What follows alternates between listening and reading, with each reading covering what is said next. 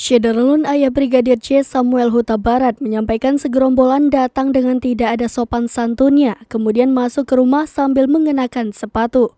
Kejadian itu diceritakan sebelum tibanya Hendra Kurniawan, mantan Karopaminal Div Propam Polri berpangkat Brigjen di kediaman ayah Brigadir J di Jambi. Kedatangan Hendra Kurniawan untuk menceritakan kronologi tewas Brigadir J yang disebut baku tembak dengan Baradae ke keluarga Samuel Huta Barat.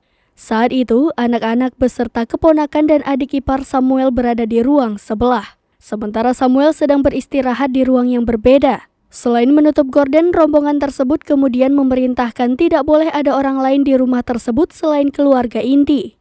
Ketika mendengar ribut-ribut di ruang sebelah, ayah Brigadir J itu kemudian mendatangi segerombolan tersebut sambil menanyakan apa yang terjadi. Ayah Brigadir J itu bercerita, sejumlah orang datang dengan pakaian dinas maupun pakaian sipil. Ayah Brigadir J berujar, orang yang memerintahkan menutup gorden itu merupakan anggota Hendra yang datang lebih awal.